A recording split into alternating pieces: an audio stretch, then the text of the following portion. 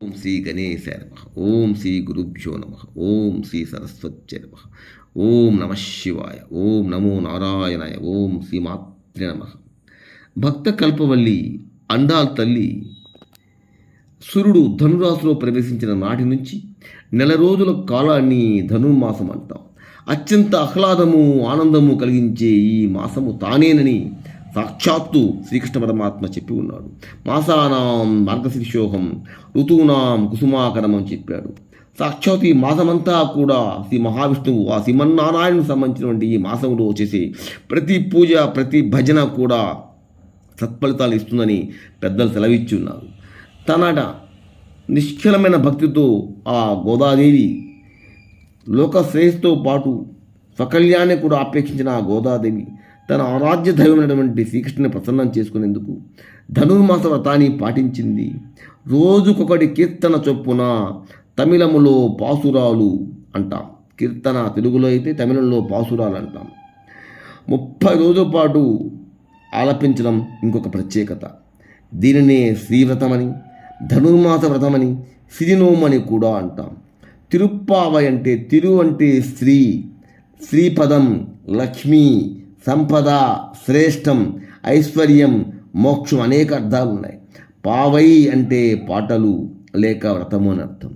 పావై అంటే ఏంటి? పాటలు లేక వ్రతం అని అర్థం. ఆధ్యాత్మిక భావన పెంపొందించుకుంటూ స్వకార్యాన్నే కాకుండా లోకహితాన్ని కూడా కాంక్షించాలనే భావన గోదాదేవి రచనలో తన జీవన శైలిలో కనిపిస్తుంది. వివిధ జాతుల పూలను సేకరించి అందమైన మాలను కట్టి వివిధ వర్గాలకు చెందినటువంటి భిన్న ప్రవృత్తులు గల యువతులను సమీకరించి ఈ వ్రతానికి శ్రీకారం చుట్టింది.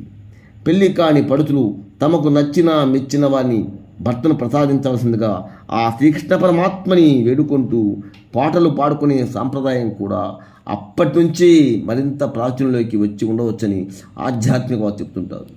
భారతీయ భక్తి సాహిత్యంలో ఆల్వార్ ప్రబంధాలు అత్యంత ప్రముఖ స్థానాన్ని అలంకరించగా శ్రీకృష్ణుణ్ణి స్తుతిస్తూ గోదాదేవి గానము చేసినటువంటి పాసురాలు తిరుప్పావై దివ్య ప్రబంధముగా చాలా శోభిల్లుతున్నాయి. గోదాదేవి నోట మాట సరళ సులభ రీతిలో వెలువడినటువంటి తిరుప్పావై ఉపనిషత్తుల నుంచి సారమని అనేక మంది అభివర్ణించారు.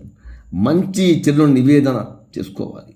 భగవత్ సేవలో అనేకమైనటువంటి విషయాలను కూడా తన మధురమైనటువంటి భక్తి గోదాదేవిని ప్రతీకగా చెబుతారు. సో మరియు ఈ గోదాదేవి ఆలరించినటువంటి 30 పాసురాల్లో సమాజ శ్రేయస్సు కనిపిస్తుంది. శ్రీ రంగనాథుని పిల్లాడిన మనోవాంఛతో పాటు సాహిత్యం ద్వారా సమాజ హితాన్ని కోరినటువంటి సౌజన్యమూర్తిగా ఆమె సాక్షాత్కరిస్తారు.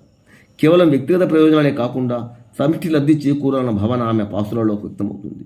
ఏడాదికి 3 పంటలు పండాలి, వర్షం కురవాలి, గోవులు సమృద్ధిగా పాలు ఇవ్వాలి, ఏ సందర్భంలోనూ లేదు అనే మాట వినిపించకూడదు అనే ఒక పాసురంలో ఆమె తను చెప్పడం ద్వారా లోక కళ్యాణానికి ఎంతగా కృషి చేస్తున్నారో గోదావరి పాసురాలు మాకు అర్థమవుతుంది.